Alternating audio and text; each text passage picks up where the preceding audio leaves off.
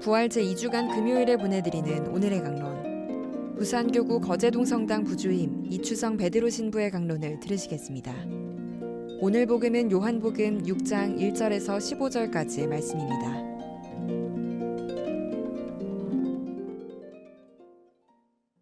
그때 예수님께서 갈릴레아 호수 곧 티베리아스 호수 건너편으로 가셨는데 많은 군중이 그분을 따라갔다.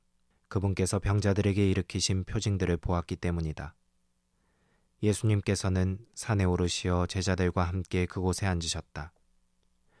마침 유다인들의 축제인 파스카가 가까운 때였다. 예수님께서는 눈을 드시어 많은 군중이 당신께 오는 것을 보시고 빌립보에게 저 사람들이 먹을 빵을 우리가 어디에서 살 수 있겠느냐 하고 물으셨다.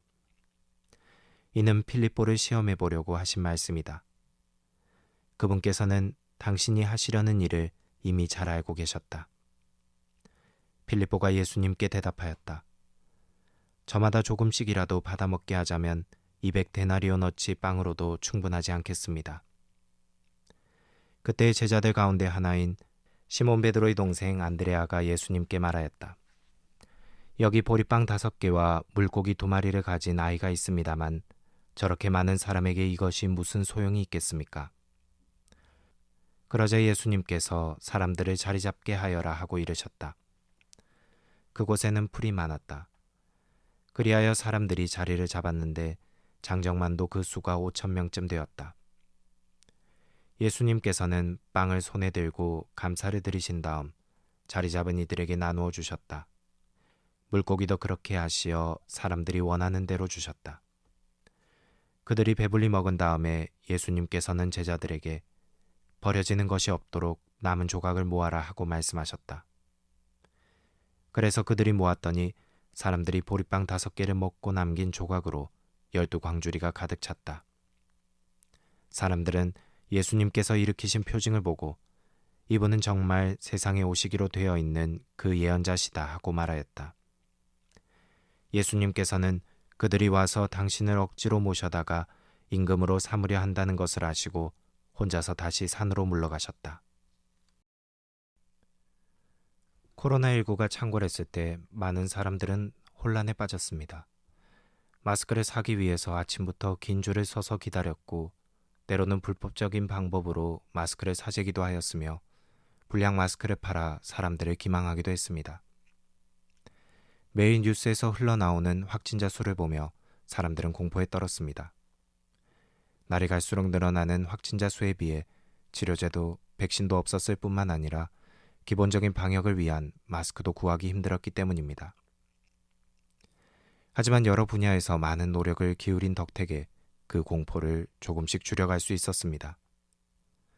체계적인 의료 시스템과 의료진들의 헌신이 있었고 경제적인 어려움을 극복하고자 재난지원금도 마련했습니다.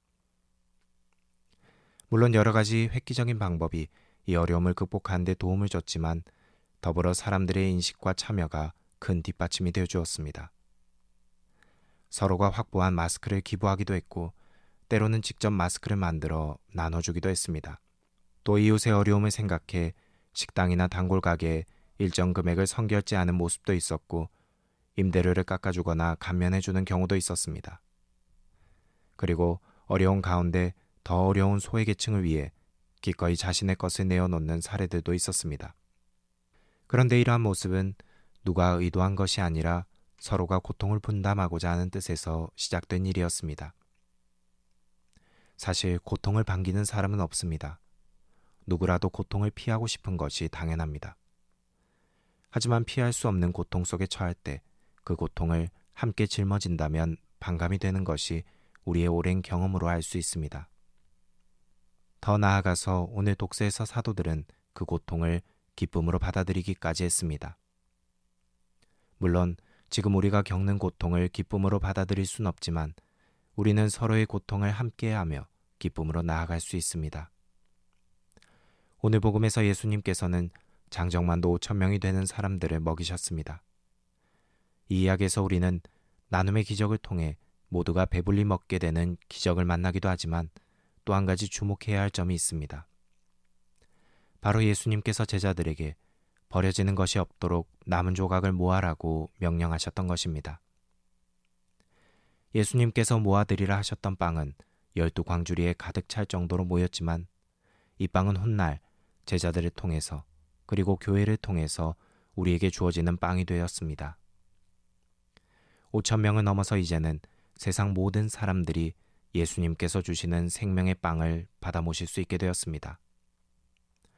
그런데 이 빵을 먹는 사람은 이제 단순히 배가 부르는 기적을 넘어서 다른 사람들을 배불리기 위한 또 다른 살아있는 빵이 됩니다. 성체를 받아 모신 우리는 우리 이웃들에게로 가서 살아있는 복음을 전하고 그들을 위한 선행을 실천하면서 아직 생명의 빵을 모시지 못한 이들에게 빵이 되어주고 있습니다. 특별히 세상에서 고통받고 가난한 이들을 찾아가 그들에게 생명의 빵을 나눠주기 때문에 우리는 독서의 사도들처럼 기꺼이 고통을 기쁨으로 받아들일 수 있습니다. 코로나19로 많은 사람들이 힘든 나날을 보내는 요즘 어떻게 지내고 계십니까? 물론 많은 신자분들도 그러한 고통 속에 있을 것입니다. 하지만 우리는 이미 그 고통을 극복할 수 있는 생명의 빵을 받았고 그래서 우리는 고통 속에 좌절만 하고 있지 않습니다. 오늘 하루 고통 속에 머물고 있는 우리 이웃들에게 내가 받은 생명의 빵을 나눠주는 시간이 되셨으면 합니다.